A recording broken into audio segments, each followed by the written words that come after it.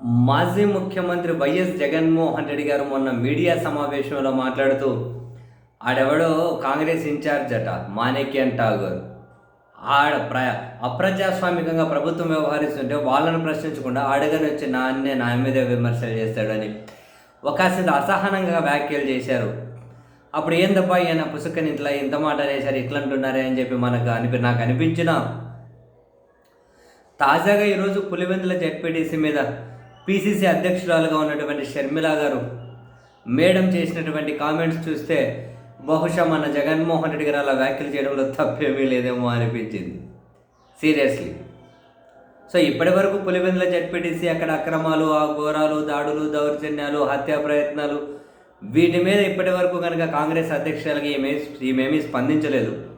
అది కూడా ఈరోజు మీడియాతో మాట్లాడే సమయంలో మీడియా మిత్రులు ఒక ప్రశ్న అడిగితే ఆ ప్రశ్నకు సమాధానం చెబుతూ జగన్కు చంద్రబాబుకు తేడా లేదు, అప్పుడు కుప్పంలో జగన్ ఏం చేశాడు, ఇప్పుడు పులిందర్లో చంద్రబాబు అదే చేశాడు, అప్పుడు కుప్పంలో జగన్ ఏం చేశాడో ఇప్పుడు పులిందర్లో చంద్రబాబు అదే చేశాడు అని. అంటే ఇప్పుడు జరిగిన ఈ ఘోరాలన్నీ వెనకేసుకురావడం కోసం తెలుగుదేశం పార్టీ వాళ్ళ పత్రికలు, టీవీ ఛానళ్ళు ఏవైతే ఒక కల్పిత కథనాలు ఏది ఇప్పుడు ఇదే షర్మిల మేడంని, ఈ షర్మిల గారిని అప్పుడు కుప్పంలో ఏం జరిగిందో, ఎక్కడ పోలింగ్ బూతులలో సొక్కాలు ఇప్పేసి తన్నారో చూపించమనండి, ఏ పోలింగ్ బూతులలో మినిస్టర్ ముందే అంతగానో కొట్టారో చూపించమనండి, ఎవరి మీద మరణాయుధాలతో దాడులు చేశారో కుప్పంలో అప్పుడు చూపించమనండి, ఎక్కడ పోలీసులు జనాల్ని ఓట్లేనికి రానికుండా అడ్డుకున్నారో చూపించమనండి, ఎక్కడ జనం పోలీసుల కాళ్ళు పట్టుకొని మేము ఓట్లేస్తాం మమ్మల్ని అనుమతించండి అని చెప్పి అడుక్కున్నారో చూపించమనండి, ఎక్కడ ఒక జెడ్పీటీసీ పరిధికి సంబంధించి 600 మందిని బైండ్ ఓవర్ చేశారో పోలీసులు అప్పుడు చూపించమనండి, ఎక్కడో చూపించమనండి. అధికారంలో ఉన్న వాళ్ళు రవ్వంతేమని ఎడ్జ్ తీసుకుంటారేమో లోకల్ బాడీ ఎలక్షన్స్లో, ఇక తీసుకోకూడదు కానీ తీసుకుందారని అనుకుందాం కాసేపు. కానీ ఇంత దారుణాల జనాలను ఓట్లు వేయనీయకుండా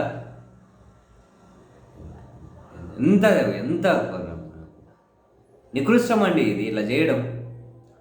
దానికి మేము కాంగ్రెస్ పార్టీ అధ్యక్షురాలట ఇవన్నీ చేస్తున్నది బీజేపీ కూడా భాగస్వామిగా ఉన్న ఎన్డీఏ కూటమి ఆంధ్రప్రదేశ్లో.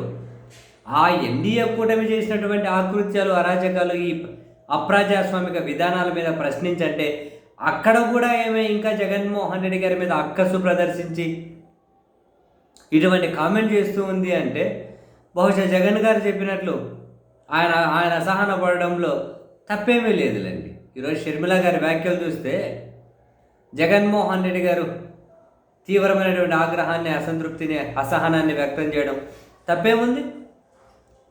ఏమీ లేని దగ్గర ఏదో ఒక పాట పాడుకుంటూ పోయి కళ్ళ ముందు కనిపించే దాని మీద స్పందించకుండా దానికి మళ్ళీ సొట్టబిట్టలు తిప్పేసి బాబోయ్ ఇటువంటి వాళ్ళ మాటలు వింటున్న మనకే ఇట్లా ఉంది అంటే సంబంధం లేకుండా ఏందేందో విచిత్రంగా మాట్లాడుతూ ఉంటారు.